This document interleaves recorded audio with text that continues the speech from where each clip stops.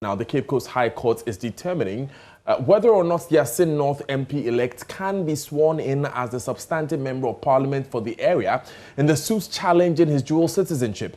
Richard Kojonyako is following the proceedings and joins us with some live updates. Richard, first of all, give us the background of this story.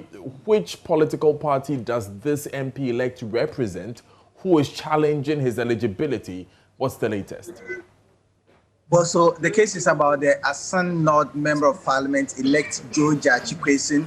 George Achikwesin is from the NDC. He won 17,000 votes in the Assin North constituency. He actually unseated the MPP parliamentary candidate then. So after everything, he has been challenged by a Mason, a resident from Assin Breku, over his dual citizenship. The matter has been in court. So on Monday, the case was called. After listening to the argument from both sides, the judge gave today as the day for the decision. So we are waiting. We came here around 9 o'clock a.m., but the judge is yet to call the case. So as you can see from the background, heavy security press and see a bus of the Ghana Police Service was fully loaded by policemen. It is also backed by a fire tender of the Ghana National Fire Service. And the court itself has been filled to rafters. It is full, and there are eager eyes and ears waiting for the judge to come to determine the outcome of the case. The argument from the petitioners or the applicant has been that when he applied to contest the election, he had not secured his renunciation certificate. In fact, the defendants also came out with the argument that, well, the renunciation certificate was obtained on the 26th of November. So that was after the candidate filed for the election. So now they are torn between whether Article 94 really says that the person should secure the renunciation certificate before or after. But the argument by the NDC, represented by Abraham Amaliba, is that, well, now, as it stands now, George Achikwesin is not a citizen of Canada anymore. He has renounced his citizenship, and there was an exhibit shown at the court of the renunciation certificate that was dated 26th of November. So they say that now he is an MP-elect, and he should be sworn in as such. And so that is what we are all waiting for the judge to make a decision on it. Richard, do we have any indication as to when the judge will be making this decision? Well, we do not have any time set by the judge that he will make the decision. All that he said on Monday was that today was going to be the decision day, but as to the actual time that decision is going to be made, we do not know. In fact, I've seen the lawyers for the NDC, the lawyers for the MPP, they are in court, but we are waiting for the judge to call the case, and then the hearing will begin. Today, I do not know whether there are going to be further argument from the petitioners and then the defendants, but the judge has set today for the ruling on this matter. So, Richard, tell us about the atmosphere in court. You've seen lawyers for both sides. What's their demeanor like? Well, people are eager. I can tell you that the supporters of the NDC, supporters of the MPP, they are both in court. I can also see the regional executive of both political parties. They know that the outcome of this decision holds a very huge implication on the swearing in of the member of parliament for that particular area. And so they are waiting keenly and eagerly for the decision to be made. So it is somewhat tense, but it is interspersed with some laughter from all of these political parties. They've been arguing their own cases aside what the court would decide today. And so it's an interesting sight to behold here at the Cape Coast High Court. Now, the last time I heard Abraham Amaliba addressing this case, Richard, he said clearly that this is simply an attempt by the MPP to reduce the numbers of the NDC tonight when the new parliament is being sworn in and is being constituted, so that they can have their way during the election of the Speaker of Parliament. So we understand there are those national ramifications there. But on the local level, does it seem that the candidature or the eligibility of the MP-elect is being challenged, Richard?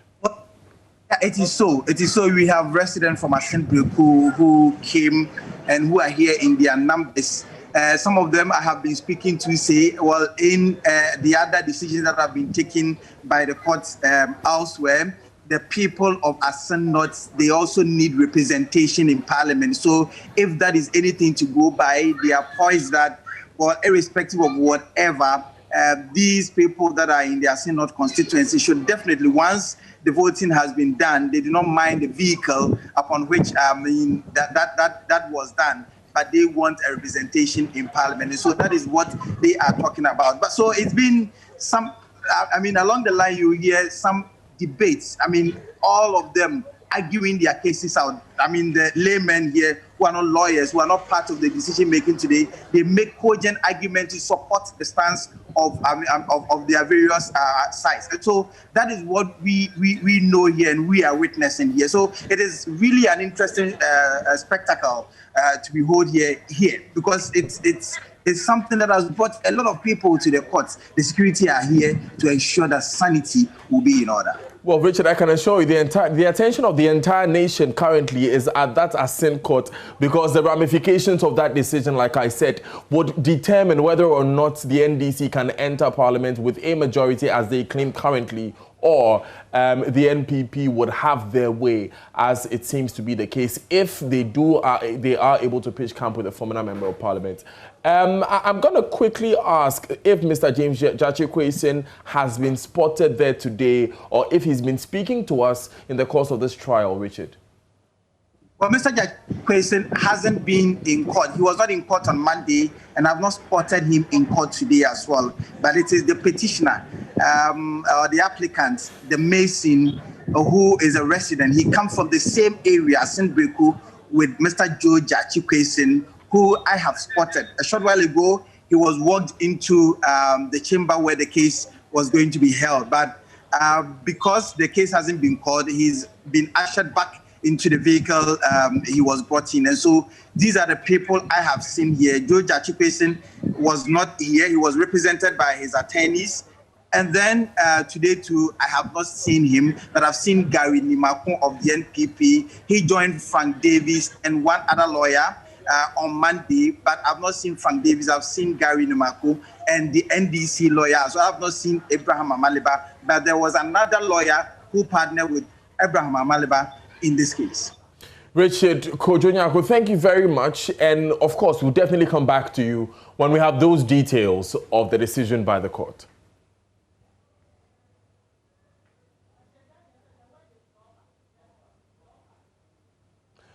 Now, elsewhere, security has been beefed up in the Upper East Region towns of Kadiga and Doba, involved in a bloodbath over an alleged parcel of land. The conflict, according to JoyNews sources, has been ongoing for quite some time now, but has not received the needed attention. The residents of the two communities are said to be living in fear as the atmosphere in both towns remain very tense. Upper East Regional Minister Patience Tangoba Abayagi joins us live via Zoom with some more. Good morning, ma'am. First of all, Happy New Year. And tell us about the current security situation at Kadiga and Doba.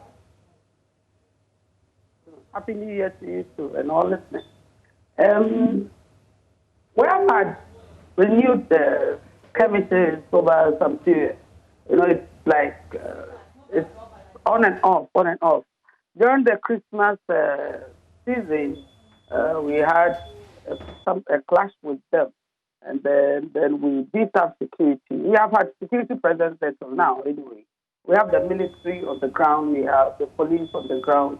Yesterday, they rose up again, but as at 2 o'clock in the afternoon, the security agencies, they tell me that they had brought it under control, and but we still have sporadic gunshots.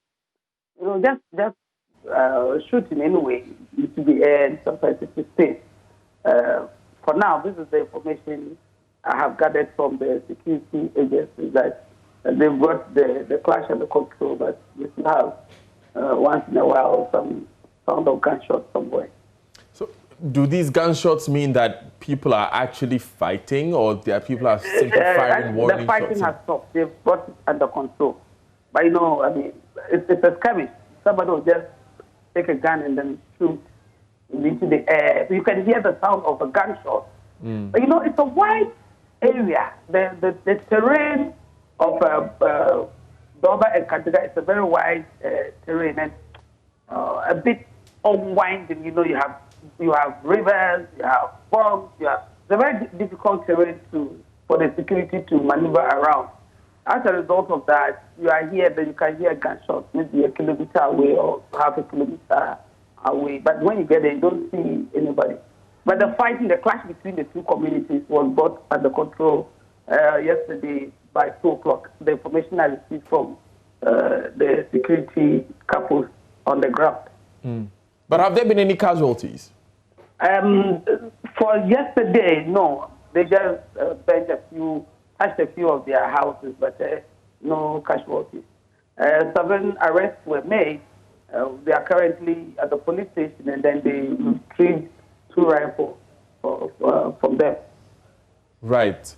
Now, what do we know to be the cause of this conflict? It's actually over a piece of land. The two communities are fighting over a piece of land. Okay.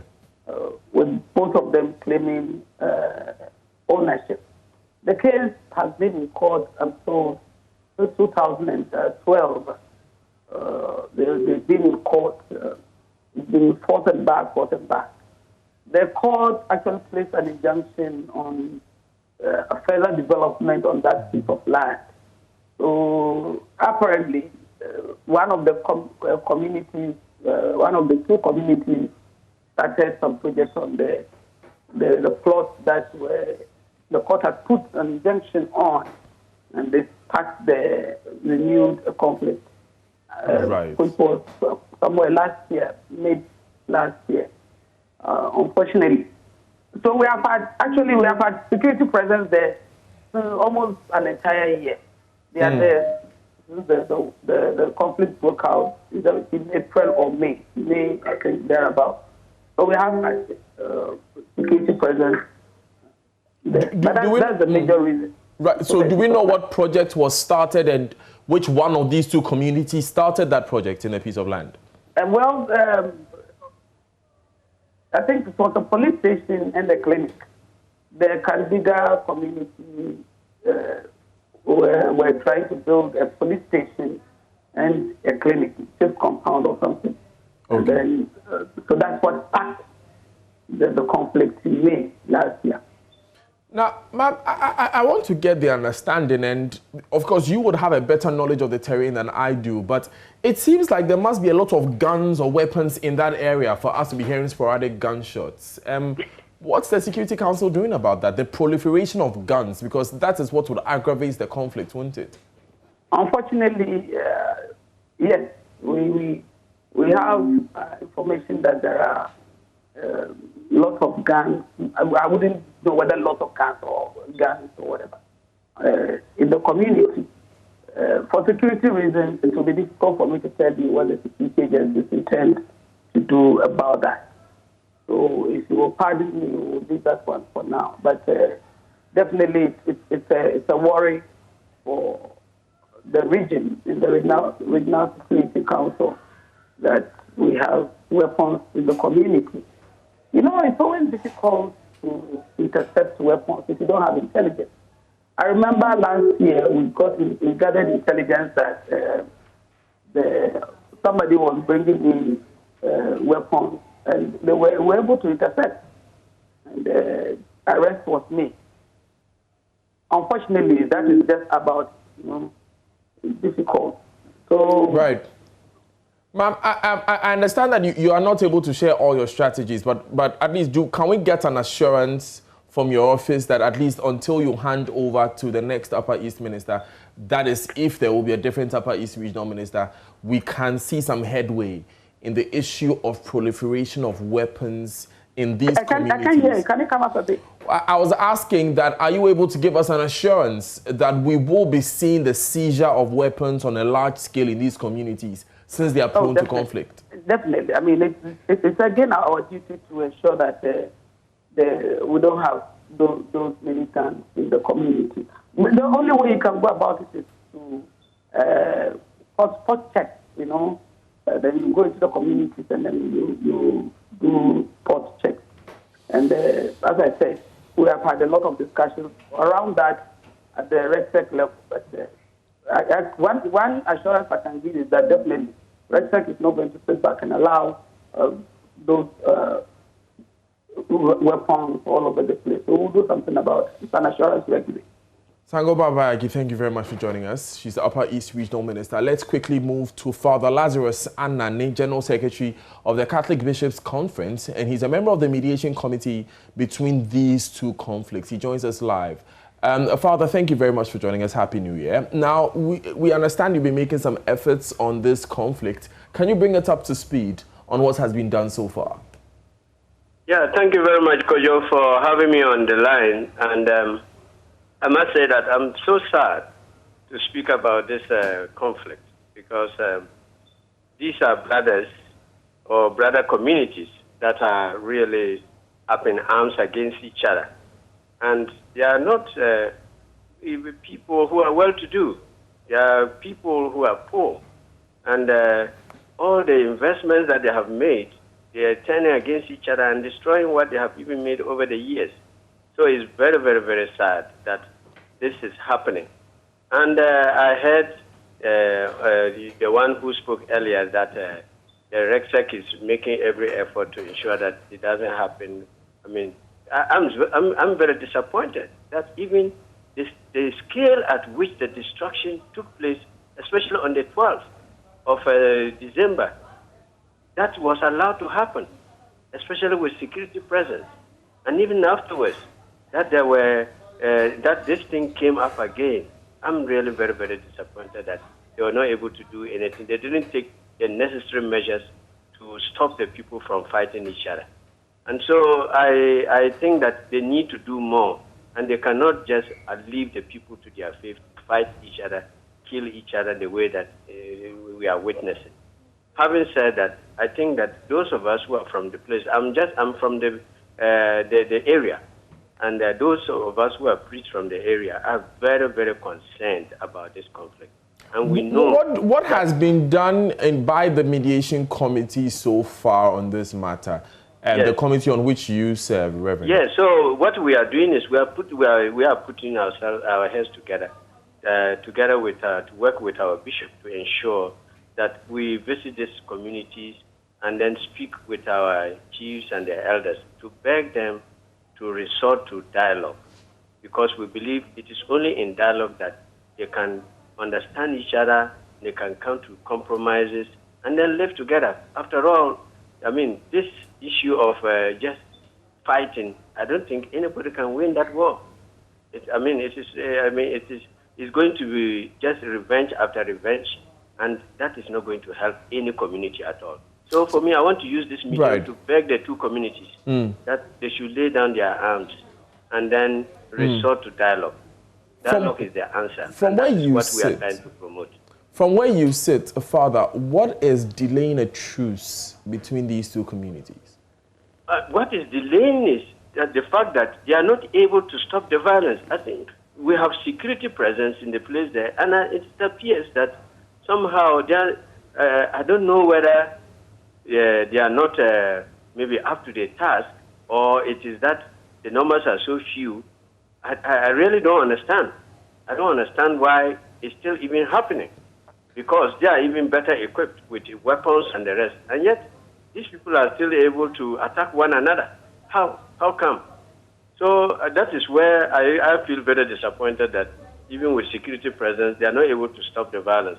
Unless the violence stops, it will be very difficult for any mediation to take place. Is there any historical antecedents to this that perhaps we should avert our minds to? Because they seem to be bringing up a conflict over a piece of land, and we understand that what even sparked this recent fighting was the construction of a police station and a clinic.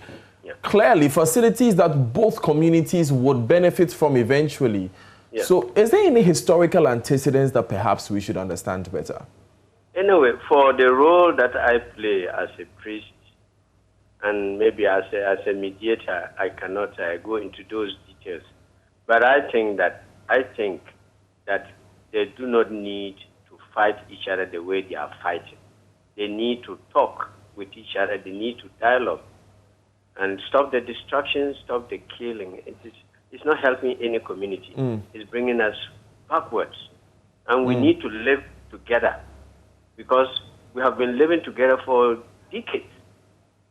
So I don't understand why that all of a sudden we have turned out to be people who don't want to see each other at all. Do we at least know when things got so hostile? When did this actually begin? Was it just when the court case started in 2012, or is before that? Well, I think of course, as far as I know, I think what really sparked the violence was when I think the issue of the police station and then the clinic. Somehow that's where the violence started. Okay. So, that's where the violence started. But as to why, in fact, why they should not resort to the rule of law rather than violence is what I don't understand. Because the law courts are there.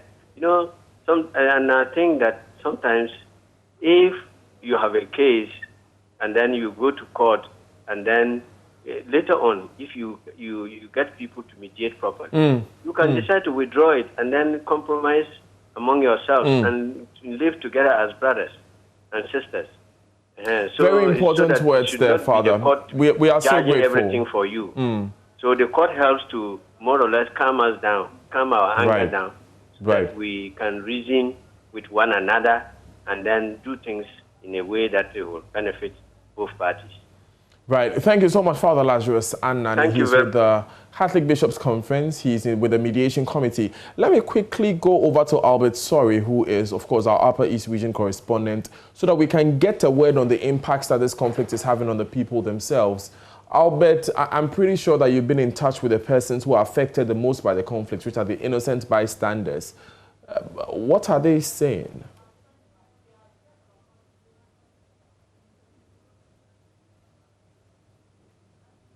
Right, Albert, you'd have to unmute your microphones. We want to know about the impact of this conflict on the ordinary people living in Kadega and Doba.